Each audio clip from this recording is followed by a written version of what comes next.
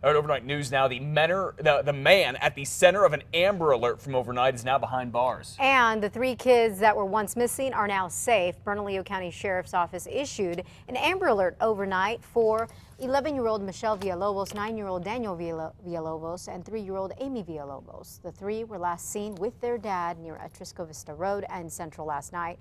Their dad, Oscar Villalobos here, was considered to be armed and dangerous. But about 4:15 this morning, BCSO told us Oscar Villalobos had been arrested on multiple charges and that the kids are now safe. Time right now is 5:32. We could learn today who the new Rio Arriba County Sheriff will be. That county's commission says it is going to appoint a new sheriff because Tommy Rodella will not resign.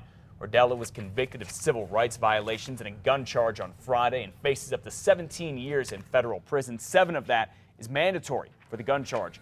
Generally, commissioners do not have the authority to remove elected officials from office, but here they are using a rule that gives them the power to do that if the elected official is wrongfully exercising his or her powers.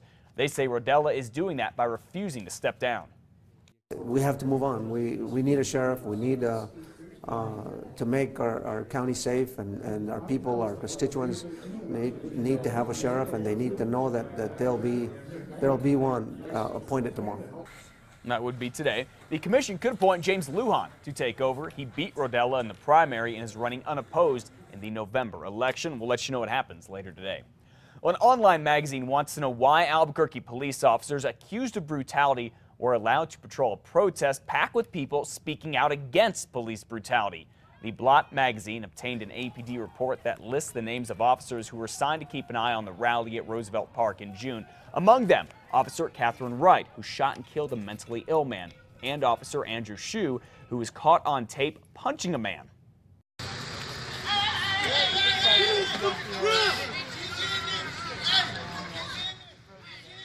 The Blot magazine says APD would not return its calls. And then remember, KRQE exposed an undercover APD cop videotaping protesters at that same rally.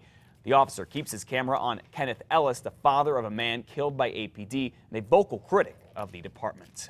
Startling news now at 5:34. A hospital with our neighbors in Texas now admits it may have made a major mistake when it first released an Ebola patient and potentially put others, including children, at risk. Yeah, that's right. The patient went to West Africa, came back to the U.S. with the disease.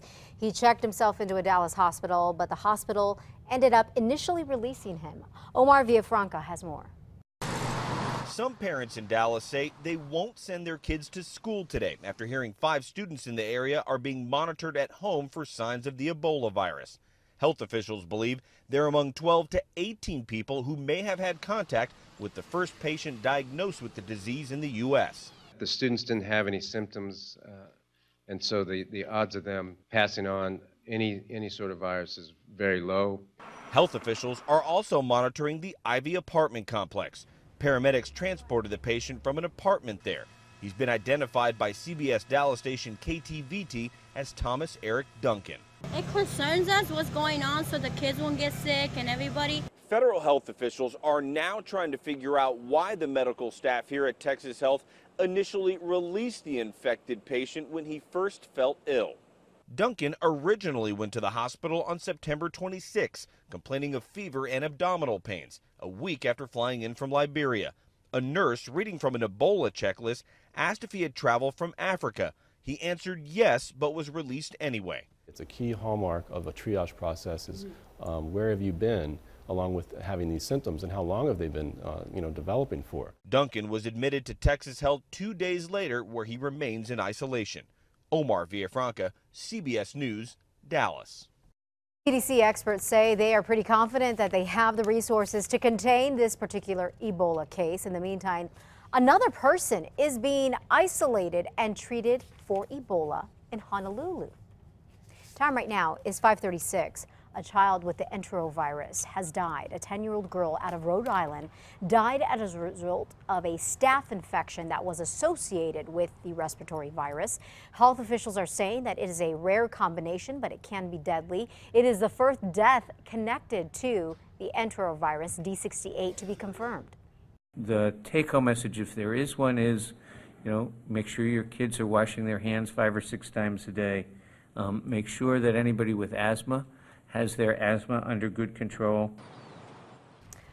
The health department says only a very small portion of people who get the enterovirus will experience symptoms beyond a runny nose and fever. 4 other people who have contracted the virus have died, but medical officials have yet to confirm whether the enterovirus was to blame. The virus has been confirmed in nearly 500 people in 41 states, including 1 case right here in New Mexico. The Albuquerque Rescue Mission is not getting enough donations, and this means families who are already struggling are having to go without. The Rescue Mission gives boxes of food to families. Those boxes provide 3 meals a day for every person in the family for 7 days. But take a look, the food pantry is almost empty, forcing the Rescue Mission to stop giving out food for now, possibly leaving some people hungry. So to help, the Rescue Mission is now teaming up with U.S. Bank for a big food drive. We're going to have 10 locations for a drop-off, and it's any non-perishable food item, and as long as it's not expired. All right, if you can help, even a can or a box, one little thing helps out a lot. Find out where to donate at KRQE.com. A popular national monument here in Albuquerque is finally set to reopen today after flooding and vandals forced it to be closed for quite some time. The Rinconada Canyon Trail and the Petroglyph National Park should be back open at 10 this morning. Storms destroyed a lot of the trail last year. Then remember earlier this month when it was just about to reopen, it got vandalized. But again, it is set to reopen at 10 o'clock this morning, just in time for all the Balloon Fiesta visitors who will be in town.